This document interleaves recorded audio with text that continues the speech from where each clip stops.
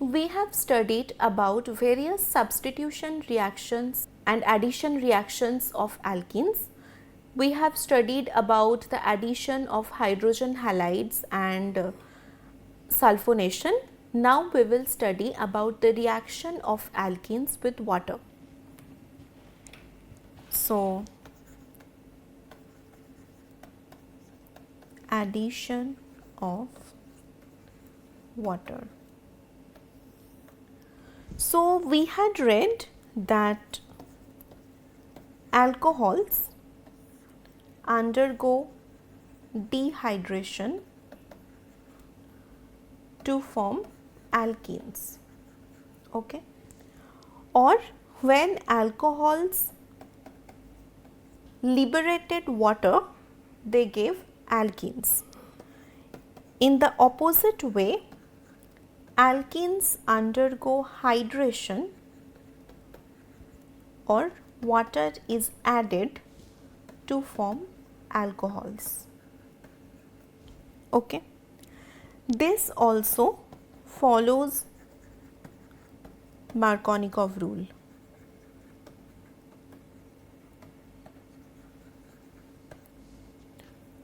So, let's start.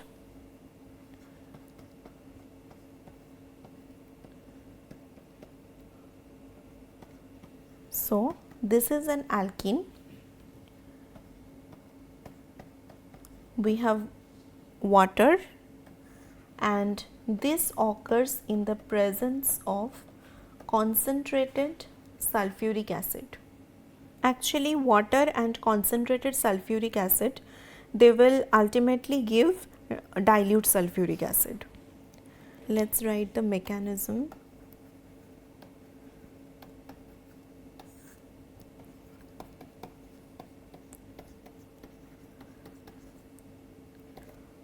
We have this alkene, we have H plus in the system, okay.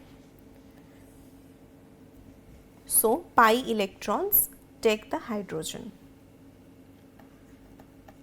Again, two possibilities are there.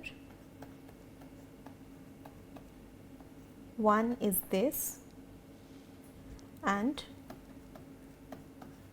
another is this. Now, very obviously, this one is a primary carbocation and this one is a tertiary carbocation. So, tertiary carbocation has the highest stability.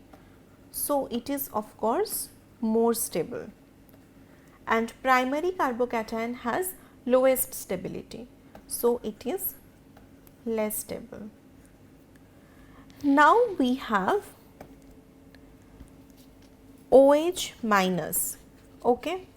That is, if water dissociates, then it will form H plus and OH minus. So, this will attack on the positive center. So, again we have two options.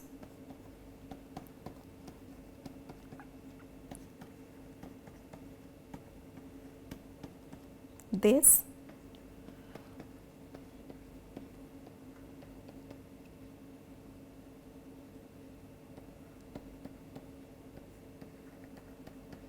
and this, okay. Since tertiary carbocation was more stable, so this alcohol is the major product, and since primary carbocation was less stable, so this product is the minor product. So, this was the addition of water to alkenes, okay. Now, we will start oxidation of alkenes. Till now, we were reading about the addition of alkenes to various reagents. Now, we will study oxidation of alkenes. When we were studying the reactions of alkenes, we had read various types of oxidations of alkenes which were mostly combustions.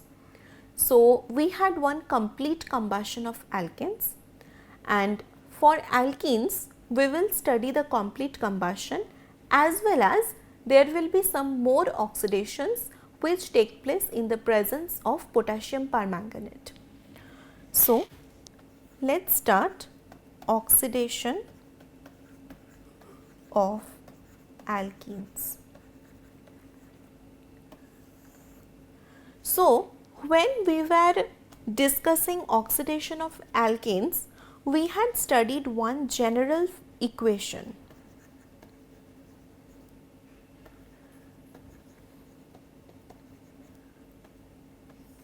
which was CnH2n plus 2, that is any alkane.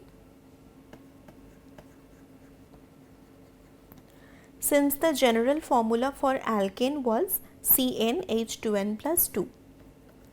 With this, we had added 3n plus 1 by 2 oxygen,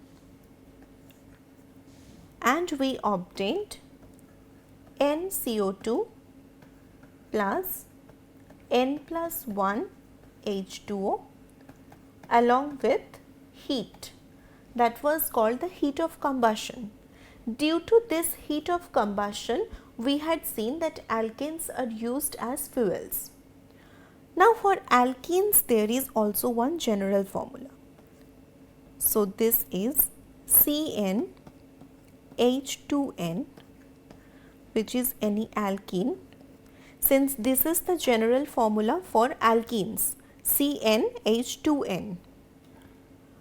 With this, we will add 3n by 2 oxygen, and we get NCO2 plus NH2O plus heat. Okay. So, there is a very easy way to remember. Since in alkane, number of hydrogen was 2n plus 2. So, we had added 3n plus 1 and n plus 1 hydrogen. Now, for alkene, there is no added part, that is CnH2n. So, in the other terms also there will be no added part. This is 3n by 2 oxygen and n water. Okay. So, let us see some examples. If we take ethene, C2H4. So, how many oxygen will be required? N equal to 2. N is equal to the number of carbon. So, in C2H4, that is ethene, N is 2. So, 3 into 2 is 6. 6 divided by 2 is 3. Okay. 3 into 2 by 2. So, we get 3.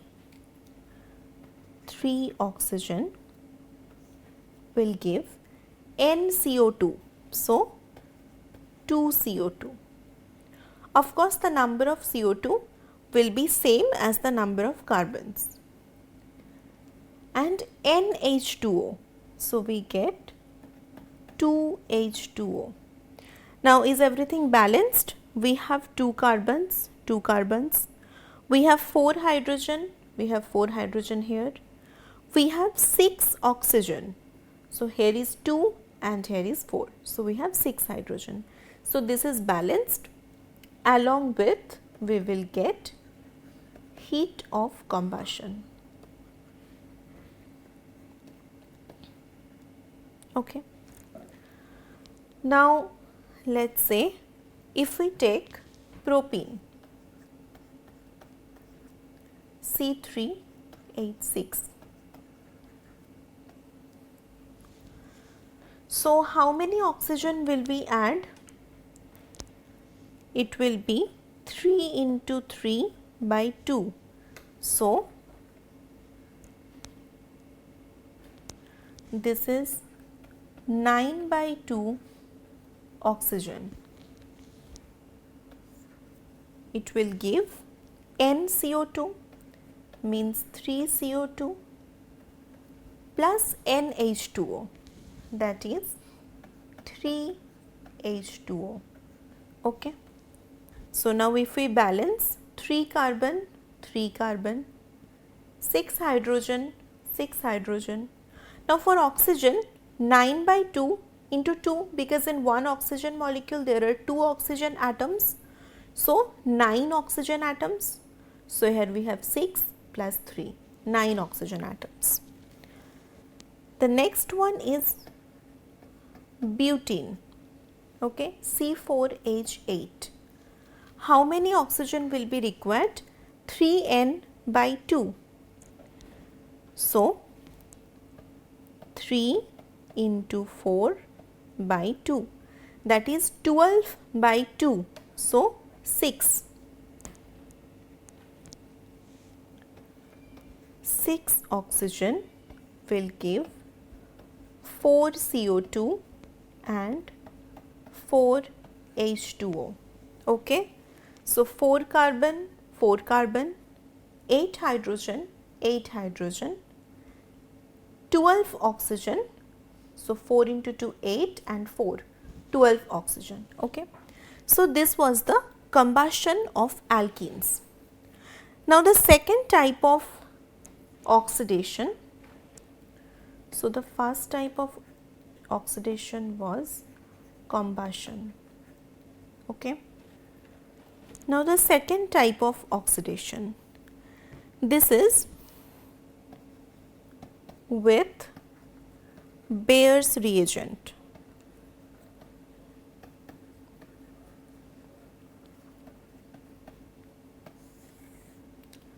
What is Bayer's reagent? Bayer's reagent is cold aqueous KMnO4.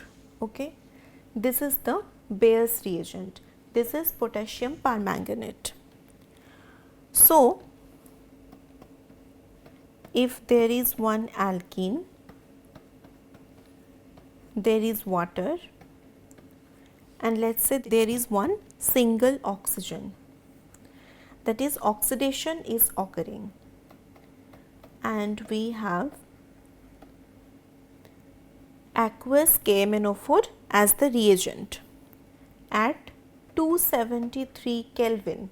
273 Kelvin means 0 degree Celsius. So we get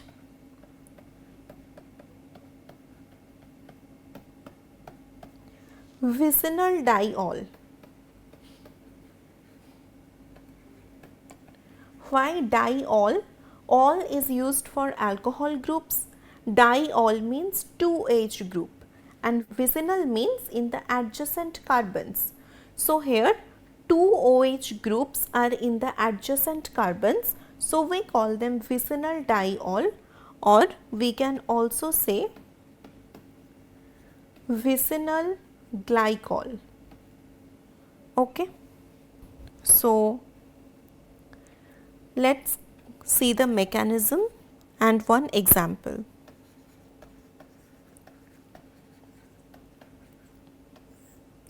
Okay.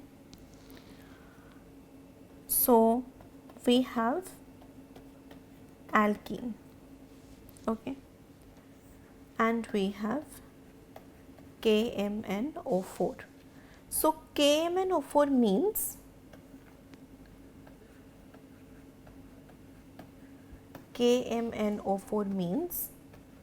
K plus and MnO4 minus, that is potassium plus and permanganate, this is minus. Okay. So MnO4 minus has a structure like this. Okay. Negative charge on one oxygen. So now the bond will be something like this. Okay. So one pi bond has broken and each carbon is bonded to one oxygen.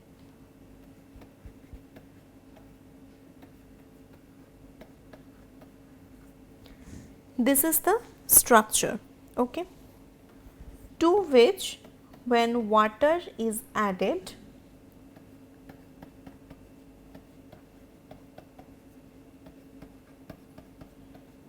it forms vicinal diol.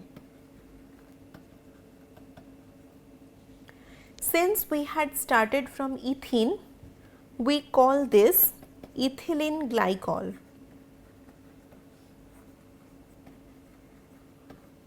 Okay. So, this is ethylene glycol. Now, if we take propene,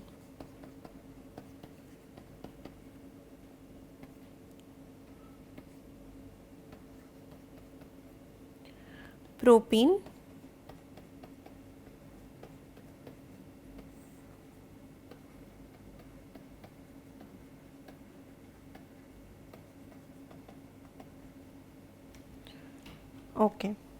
So, similarly we will get this compound.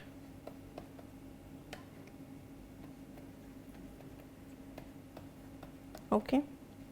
So, we get this compound which is called propane 1,2-diol. Okay.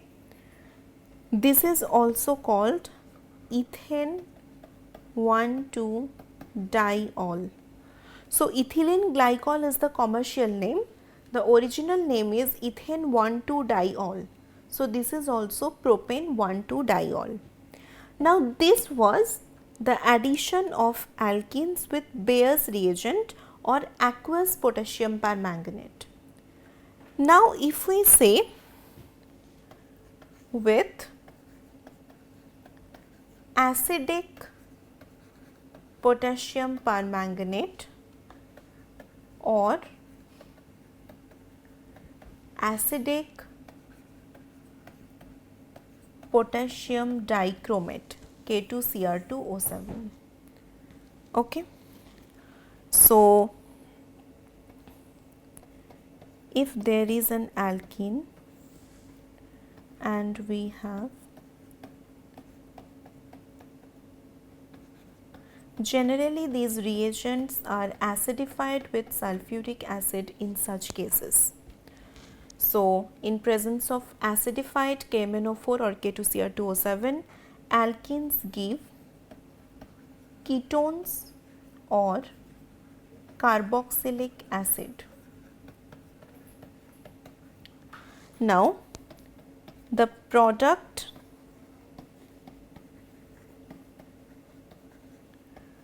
depends on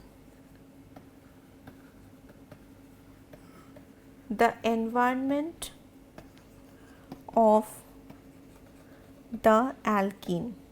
How? Now, if this is the alkene, we give KMnO4 and acid. So, the double bond can break from here, that is, it can cleave and it can form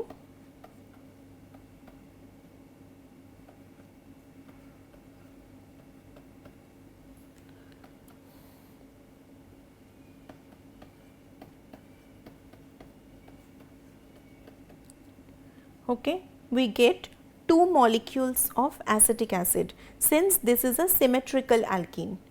So, we get 2 molecules of acetic acid.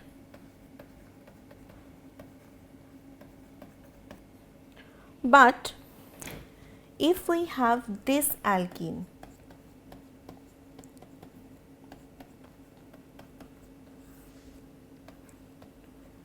we get KMnO4 and acid. Okay. So, now this cannot break. This cannot break totally because here this is not possible. Then 1, 2, 3, 4, 5 carbon cannot have 5 valency. Okay. So, acid cannot form in this case. So, this will form ketone. Since it did not have any replaceable hydrogen, so this will form acetone and now this carbon will form carbon dioxide and water. So, this was the oxidation of alkenes. In the next lecture, we will study about ozonolysis and polymerization of alkenes. Thank you.